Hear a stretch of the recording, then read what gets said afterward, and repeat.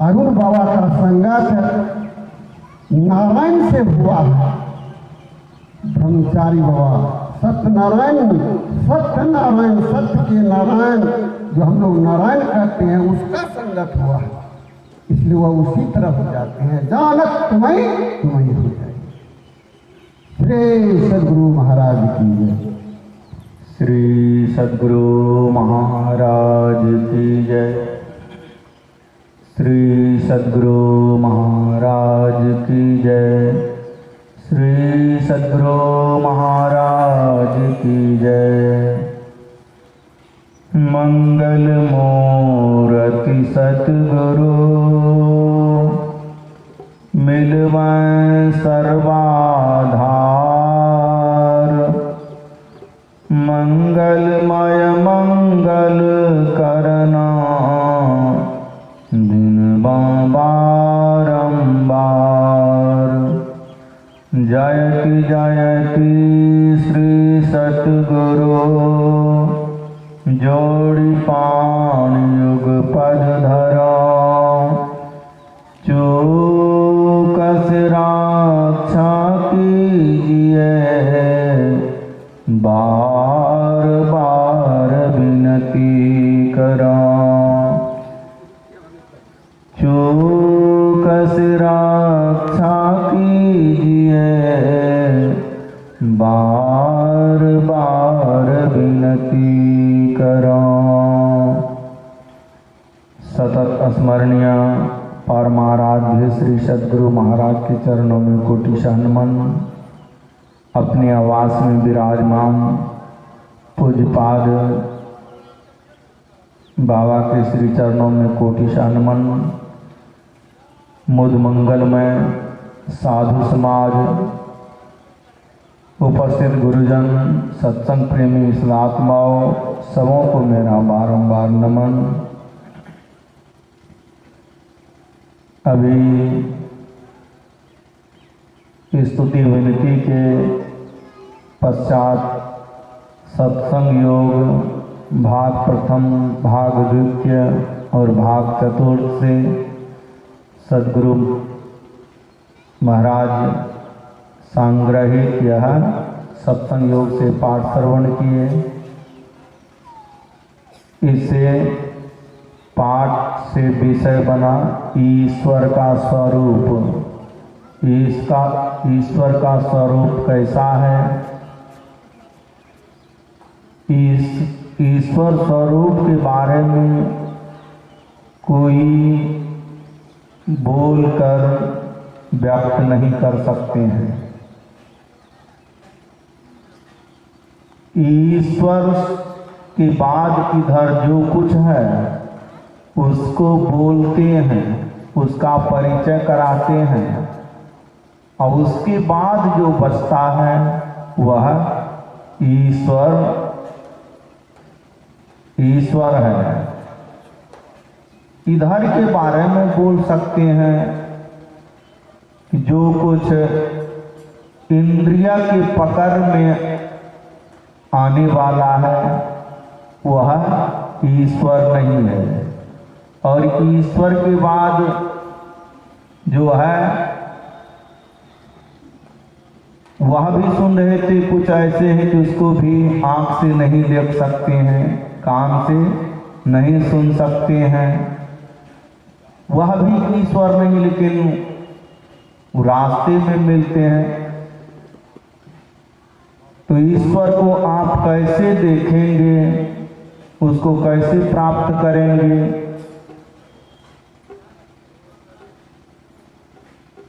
इंद्रिया से विषयों को ग्रहण किया जाता है।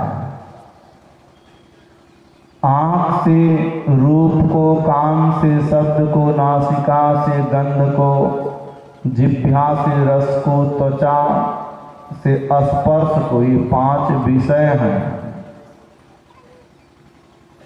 और परमात्मा को किससे प्राप्त करेंगे? 5 विषय हैं। एक इंद्रिय का एक ही विषय है, दूसरा विषय नहीं है।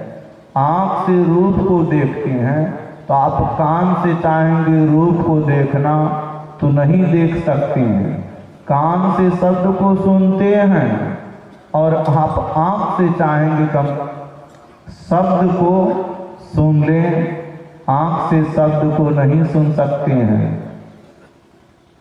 उसी तरह ईश्वर को आप किससे प्राप्त करेंगे?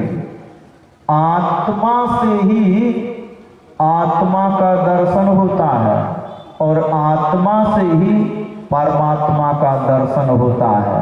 जिसे आंख से सब कुछ देखते हैं, लेकिन आंख को ही देखना चाहें तो किससे देखेंगे? आंख को देखने के लिए आंख से ही आंख को देख सकते हैं, लेकिन बीच में माध्यम लेना पड़ेगा आईना। उसी तरह आत्मा से ही आत्मा का दर्शन होता है और आत्मा से ही परमात्मा का दर्शन होता है। आत्मा से आत्मा का दर्शन तब तक नहीं हो सकता है जब तक वह कहिए जड़ के साथ है, या कहिए जड़ का आवरण उसके ऊपर है। स्थूल का आवरण है, सूक्ष्म का आवरण है, कारण का आवरण है, महाकारण का आवरण है। ये चारों जड़ के आवरण हैं। ये चारों जड़ के आवरण उतरने से फिर जीव अपने आप को देखता है और अपने से अपने आप को देखने के बाद वह परमात्मा को भी देखता है, लेकिन कैवल्य दशा में द्वैत बना रहता है। तो आत्मा से आत्मा का दर्शन करने के लिए जड़ से अपने को फुटाना होता है, और जड़ से फुटाने के लिए साधना करनी पड़ती है। अंतर में ईश्वर को देखने के लिए बाहर में कोई कुछ भी करते हैं और कुछ भी देख लेते हैं तो ईश्वर को नहीं देख सकते हैं। अब कोई मान ले कि यह ईश्वर है, यह परमात्मा है, तो उसका जो गुण होना चाहिए वह गुण केवल मान लेने से तो नहीं होगा। उसका जो गुण, जैसे अग्नि को छूते हैं तो अग्नि जला देती है, अग्नि का गुण दाहकता है। उसी तरह ईश्वर का जो गुण, ईश्वर का गुण क्या है? ईश्वर को देखने से सब पाप खत्म हो जाता है, सब पाप खत्म हो जाता है। रामायण में भगवान श्री राम की वाणी है कि भगवान श्री राम की तरफ से युद्ध की तैयारी हो गई थी। रावण से युद्ध होना है और समुद्र के इसी पार में है और युद्ध की तैयारी हो गई है। उधर से बनिया शिविर बना करके सभी बांदरी सेना समुद्र के तट पर हैं। उसमें बीच में, शिविर के बीच में भगवान श्री राम और लक्ष्मण जी का निवास है और जगह जगह सब सेना है। सबसे मुख्य द्वार पर सुग्रीव जी हैं। देखते क्या हैं कि वो आकाश मार्ग से कोई आ रही है। शिविर के पास पहुंचते हैं, आना चाह रहे हैं शिविर में, तो सुग्रीव जी कहते खबरदार वहीं रुकिए, आप कौन हैं, परिचय दीजिए। तो परिचय देते हैं कि लंका का राजा मैं रावण का भाई हूँ, छोटा भाई विभीषण। तो क्या चाहते हैं? तुम भगवान की शरण में आना चाहते हैं? तो बोले अभी नहीं आ सकते हैं, पहले हमको पूछने दीजिए। अब पूछ, तब तक वहीं इधर आने की कोशिश नहीं कीजिए। तो वहीं ठहर गए और सुग्रीव भगवान से पूछते हैं, प्रभु रावण का छोटा भाई विभीषण आपसे मिलने के लिए आ रहा है, बोले उनको आदर से ले आइए। भगवान का तुमको आदर से ले आइए। तो सुग्रीव कहते हैं प्रभु वह दुश्मन का भाई है, और दुश्मन का भाई हम लोगों से मिल करके हम लोगों का भेद जान करके कहाँ क्या है, अब भेद जान करके बता दे, और चौके से हम लोगों के ऊपर हमला कर देगा तो हानि हो जाएगी। इसलिए उसको बांध करके रखना चाहिए, उसको दंड देना चाहिए। तो भगवान श्री राम क्या कहते हैं,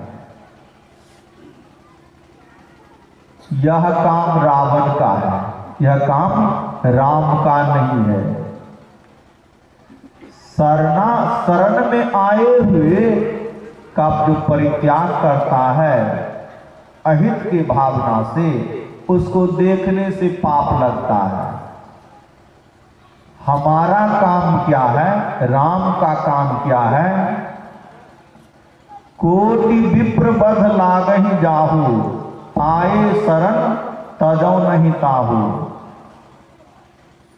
कोटि विप्र, कोई करोड़ों ब्राह्मणों की हत्या किया हो, ब्रह्म हत्या का पाप लगा हो, कोटि विप्र बध लागहि जाहू, आए शरण तजौ नहीं ताहू। ऐसे पापी भी मेरी शरण में आ जाता है तो उसका मैं परित्याग नहीं करता हूँ। गुण क्या है शरण में आने के बाद सामने, सन्मुख हो ही जीव मोहि जबहि, अजन्म कोटि अज्ञासों तभी।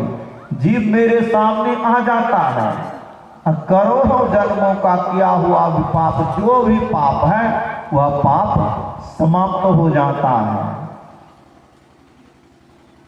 जीव सामने आ जाता है तो सब पाप खत्म हो जाता है, सब दुख खत्म हो जाता है। तो वहां सुग्रीव आए, सुग्रीव ले आए विभीषण को, शरण में रखे, और सुने ही है होंगे, अभी सुन रहे थे, राम स्वरूप तुम्हार वचन अगोचर बुद्धि पर, अविगत अकथ अपार, नेति नेति नेति निगम का। हे राम, आपका श्री वाल्मीकि जी से भगवान श्री राम वन में पूछते हैं कि हमको 14 वर्षों तक यहाँ रहना है, कोई अच्छी जगह बता दीजिए रहने के लिए। तो वाल्मीकि जी कहते हैं कि हे राम, आपका स्वरूप कैसा है, राम स्वरूप तुम्हार वचन अगोचर, वचन से कहने योग्य नहीं है। अगोचर, अमन होता है नहीं, अगो मन होता इंद्रिय, मैंने इंद्रिय के पकड़ में आने वाला नहीं है। वचन अगोचर बुद्धि पर, बुद्धि जहां तक जाती है वहीं तक ने बुद्धि से भी ऊपर है। अविगत, अमन होता है नहीं, विगत मतलब होता है खाली, जिससे कोई जगह खाली नहीं हो। अविगत, अकथ अपार, नेति नेति नित निगम कहा, कथन में आने योग्य है। अपार, जिसकी सीमा नहीं हो, जिसका वार पार नहीं हो। अकथ अपार, नेति नेति नित निगम का, निगम कहते हैं वेद को। वेद जिसके लिखते हैं इति नहीं, अंत नहीं है, जिसका अंत नहीं है, इति नहीं है। तो आप पूछते हैं कहाँ रहूं मैं, जिससे अविगत, जिससे कोई जगह खाली नहीं, उसको हम क्या बता देंगे। वाल्मीकि जी के लिए राम सर्वव्यापक हैं, सब जगह हैं, और जिनके यहाँ भगवान श्री राम जन्म लिए दशरथ जी के यहाँ, और दशरथ जी के यहाँ जन्म लिए, उनकी गोदी में, उनकी गोद में भगवान श्री राम हजारों बार खेले होंगे, हमेशा सामने रहते हैं। यह भी सुने हैं कि जब भगवान श्री राम वन चलने लगे तो बहुत व्याकुल हुए, अब वन चले गए तो उनके वियोग में अपने शरीर का परित्याग कर दिए। मतलब राम दशरथ जी के लिए अयोध्या में नहीं है, वन में है। अब वाल्मीकि जी के लिए राम सर्वव्यापक है। तो जो आंख से देख करके जिसको राम मानते हैं, इंद्रिया के पकड़ में आने वाले जो भगवान है वह एक जगह रहता है, और जो आत्मा के पकड़ में आने वाले भगवान है, परमात्मा है, वह सर्वव्यापक है, उससे कोई जगह खाली नहीं है। तो दशरथ जी देखते हैं किसे? आंख से राम को, हाथ से पकड़ते हैं, मतलब शरीर रूप राम को मानते हैं। और वाल्मीकि जी आत्मा से देखते हैं और उसके लिए कोई जगह खाली नहीं है। इंद्रिया के पकड़ में आने वाले जो राम हैं उसमें भी लाभ है, ऐसी बात नहीं है कि उससे लाभ नहीं होता है, उससे भी लाभ होता है, लेकिन सांसारिक लाभ होगा। असंसारिक लाभ में सभी लाभ नहीं होंगे, कुछ लाभ होंगे, कुछ लाभ नहीं भी होंगे। संसार भगवान श्री कृष्ण के साथ अर्जुन रहते थे, जब चाहते थे तब प्रकट होते थे, संसार का लाभ हुआ, लेकिन संसार में हानि नहीं हुई, ऐसी बात नहीं। उनका राज्य भी चला गया, भगवान की कृपा से राज्य मिला, लेकिन अर्जुन का बेटा भी, जवान बेटा, युद्ध में मारे गए, भीम का बेटा भी मारे गए, और सबके बहुत हानि भी हुई और बहुत लाभ भी हुआ। तो जो इंद्रिया के पकड़ में आने वाले भगवान हैं उसको देखने से कुछ लाभ होगा और कुछ लाभ नहीं होगा।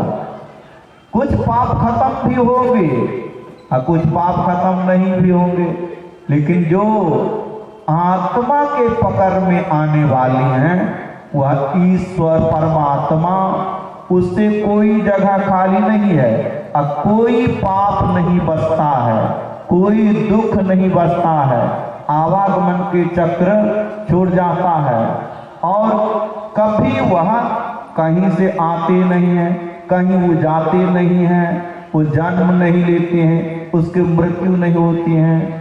अलग अपार अगम अगोचर नाति सुकाल न कर्मा, जाति अजाति अजोनि संभव नाति सुभाव न भरमा, साथे सचियार बिटहु कुर्बान नाति सुरूप बरम नहीं रखिया, साथे शब्द निशानो नाति सुमात पिता सुत बंधव नाति सुकामन नारी, अकुल निरंजन अपर परम परो सगली ज्योति तुम्हारी, घट घट अंतर ब्रह्म लुकाइया घट घट ज्योति सवाई, बजर कपाट मुक्ति गुरुमती निर्भय तारी लाई, जंत उपाय काल सृजनता बस गति जुगति सवाई, सतगुरु से भी पदारथ पावही छूट ही शब्द कमाई, सोचय भारे साच समावय बिरले सोचाचारी, तंतय को परम तंत मिलाया नानक शरण तुम्हारी, सोचय भारे साच समावय बिरले सोचाचारी, तंतय को परम तंतु मिलाया नानक शरण तुम्हारी। परमात्मा अत्यंत शुद्ध है और परमात्मवत जब तक कोई शुद्ध नहीं हो जाता है तब तक परमात्मा को नहीं कोई देख सकता है। सभी इंद्रियां विषयों को पकड़ती हैं, इंद्रियां अपवित्र से अपवित्र चीजों को पकड़ती हैं और इंद्रिया से उसको नहीं प्राप्त। सोचय भारे साथ समागय, जिस तरह पवित्र बर्तन में ही पवित्र वस्तु टिकती है, उसी तरह जो अपने आप को पवित्र बनाता है तो वही परमात्मा को प्राप्त कर सकता है। तो पवित्र बनाने के लिए बाहर से अपने को समेटना, इंद्रियों से अपने को समेटना, और पवित्रता का स्वरूप तो आत्मा ही है। मतलब बिल्कुल सभी अपवित्रताओं से छूट करके अपने आप में सिमट करके अपने आप को देखता है और परमात्मा को देखता है। जो आत्मा के द्वारा देखा जाए वही ईश्वर है। बाहर में जो खोजने के लिए जाते हैं तीर्थों में और मंदिरों में, यह समझिए कि खेल करना मात्र है। अपने जान में बहुत करी, दूर गयो दर्शन के ताई, व्यापक प्रभुता सब विसरी, मनसा वाचा कर्म अगोचर, सो मूरत नहीं नैन धरी। अपने जान में बहुत करी, अपने जानते मैं तो बहुत किया, दूर दूर गया दर्शन के लिए, लेकिन मनसा वाचा कर्म अगोचर, मनसा मन के पकड़ में आने वाले नहीं, वचन से उसको कहा नहीं, अगोचर इंद्रिय के पकड़ में आने, यह मूर्ति को मैंने भूल गया, सो मूर्ति नहीं नैन धरी। अपने जान में बहुत करी। गुरु नानक साहब कहते हैं, काहे रे बन खोजन जाई, सर्व निवासी सदा अलेपा, तो ही संग समाई, पुहक मधि जीव बांस बसत है, मुकुर माही जैसे छाई, तैसे ही हरि बसै निरंतरी, घट ही खोजहु भाई, बाहर भीतरी इको जानहु, युह गुरु ज्ञान बताई, जन नानक बिनु आपा चीनय, मिटाए न भ्रम की काई। काहे रे बन खोजन जाई, वन में खोजने के लिए, तीर्थों में खोजने के लिए, मंदिरों में खोजने के लिए काहे जाते हो? काहे रे बन खोजन जाई, सर्व निवासी, वहां सब जगह निवास करते हैं, सदा अलेपा, तो ही संग समाई, वहां उसमें लिप्त होकर के नहीं रहता है, अलिपा है। तो ही संग समाई, तुम्हारे संग में या कहिए तुम्हारे अंदर में भी समाया हुआ है। तो ही संग समाई किस तरह? पुहक मधि जीव बांस बसत है। पुहक कहते हैं फूल को, अब बांस वो उसमें जो सुगंध है, फूल में किस जगह पर सुगंध है, किस जगह पर नहीं है कह सकते हैं? फूल के कण कण में वह सुगंध है, खुशबू है। उसी जिस तरह फूल के कण कण में खुशबू है, उसी तरह सृष्टि के कण कण में और आपके हमारे अंदर में भी वह ईश्वर है। पुहक मधि जीव बांस बसत है, मुकुर माही जैसी छाई, तैसे ही हरि बसै निरंतरी, घट ही खोजहु भाई। घट में अपने अंदर में खोजो हे भाई, अपने अंदर में खोजो। बाहर भीतर इसको जानहु, यो गुरु ज्ञान बताई। जो भीतर में है वही बाहर में भी है, वो दोनों एक ही है, वह अलग नहीं है, सर्वव्यापक है, उससे कोई जगह खाली नहीं है। जन नानक बिनु आपा चीनय, मिटै न भ्रम की काई। जब तक कोई अपने आप को नहीं पहचानेगा तब तक यह भ्रम नहीं मिटेगा कि ईश्वर अलग है और हम अलग हैं। अलग नहीं है, जो तत्व ईश्वर है वही तत्व हम हैं। वह तुम ही और तुम वही में ही, प्रश्न पुनि रहते नहीं। हम में तुम में नेज, हम में तुम में भेद बुद्धि को जो शक्ति है मिटा, वह तुम ही, तुम वही में ही, प्रश्न पुनि रहते नहीं। वह तुम ही हो, वह दोनों एक ही तत्व हो। मतलब हम में तुम में भेद बुद्धि को जो शक्ति है मिटा, हम में तुम में, तुम वहाँ है ईश्वर, और अपने और ईश्वर में दोनों का जो भेद मिटा देते हैं तो प्रश्न नहीं रहता है। वह तुम ही हो, तुम वही में ही, वही तुम हो, उससे और हम में तुम्हें अलग नहीं है। लेकिन अलग कैसे लगता है? अलग यह भ्रम है। अलग लगना अब भ्रम किस तरह का भ्रम है? जिस तरह शीशे चारों तरफ शीशा है और चारों तरफ शीशा में देखेंगे कि इधर भी परछाई है और उधर भी परछाई है, इधर भी, चारों जिधर घूमेंगे उधर ही दिखाई पर क्या अलग अलग हैं? अलग। वह हाथी की परछाई है, शीशा के कारण अलग लग रहा है, शीशा के कारण अलग अलग, इधर अलग, इधर अलग, इधर अलग, इधर अलग। उसी तरह वह क्या कर जड़ के साथ रहने के कारण, अंतःकरण के साथ रहने के कारण ऐसा लगता है। यह भ्रम है। भ्रम के कारण, जैसे कथा को सुने होंगे, एक जंगल में शेर थे और जानवर रहते हैं, तो शेर जंगल का राजा है और जब तब पकड़ करके खा लेते हैं तो सभी जानवर भयभीत होकर के रहते हैं, तो सभी जानवर भयभीत होकर के रहते हैं, तो भय, और जब कब किसकी जान चली जाएगी ठिकाना नहीं। तो सभी जानवर आपस में विचार किए, मीटिंग किए कि हम लोग किस तरह निर्भय होकर के रहें। तो मीटिंग किए और सभी चल करके शेर से पूछा जाए, जंगल के राजा से पूछा जाए हम निर्भय कैसे होंगे।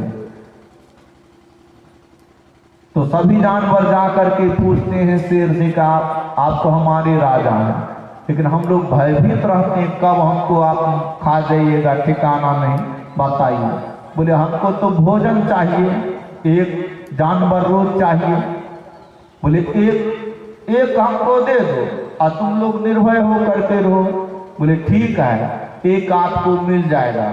अब लाखों जानवर हैं जंगल में, एक ही मिल जाएगा, रोज तो जान भी बहुत लेते हैं, तो सब लोग तो निर्भय होकर के रहेंगे, तो अच्छी बात है। सभी कोई बारी बांध दिए कि एक को जाना है, एक के बाद दूसरा, दूसरे के बाद तीसरा, तो इसी तरह सब कोई बारी बारी से जा रहे हैं। तो एक दिन बारी आई किनकी? एक सियार की बारी आई। सियार जानवरों में चतुर माने जाते हैं, चालाक माने जाते हैं, तो सोचने लगे किस तरह बचा जाए, कौन दिमाग लगाया जाए। जा रहे हैं, चिंतन मनन चल रहा है, कौन उपाय लगा दें। तो जिस समय पहुंचना होता है उसे 2-3 घंटा देर करके जाते हैं। अब शेर तो क्रोध में है, क्रोधित है, आंखें लाल हैं, तो शेर के पास पहुंचते हैं देर से, तो बहुत चिल्ला करके बोलते हैं, अरे तुम इतनी देर क्यों लगाया है?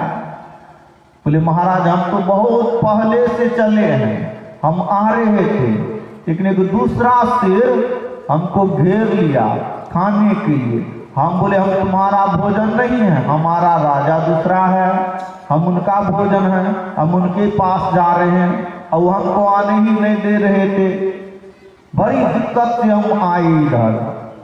बोले हमारे मतलब राजा तो एक ही न होता है, और इस जंगल में दूसरा कहाँ से आ गया शेर, पहले उसी को खत्म किया जाए, चलो बताओ कहाँ है। तो बोले चलिए महाराज, आगे आगे सियार जा रहे हैं और पीछे पीछे शेर जा रहे हैं। एक कुआं के पास ले गया, बोले महाराज इसी में वह है। बोले चलो बताओ। बोले महाराज देखिए न उसी में मिलेगा। तो देखते हैं, ऐसे नजर करके देखते हैं तो उसमें परछाई दिखाई पड़ती है, और जो ही परछाई दिखाई पड़ी तो लगा ठीक है इसमें है, शेर दूसरा आ गया है, इसको दहाड़ता है, चिघार दहाड़ा उसको। तो कुआं में ध्वनि प्रतिध्वनि होती है, ध्वनि उधर से भी ध्वनि आई, ये चिघारा तो लगा उधर से भी चिघार रहा, जिस तरह दांत दिखाता, आंख दिखाता, तो उसी तरह वो भी दिखा रहा है कि चिघारता है, तो वह भी दहाड़ा, तो लगा ये मानेगा नहीं। उसी में वह शेर भी कूद गया। अब वो परछाई थी, अब परछाई के कारण वह भ्रम उसको हो गया। उसी तरह आत्मा परमात्मा सर्वव्यापक है, आत्मा भी सर्वव्यापक है। शरणागतम गुरुदेव, शरणागतम गुरुदेव, स्वागतम गुरुदेव, शरणागतम गुरुदेव, स्वागतम गुरुदेव, शरणागतम गुरुदेव, स्वागतम गुरुदेव, शरणागतम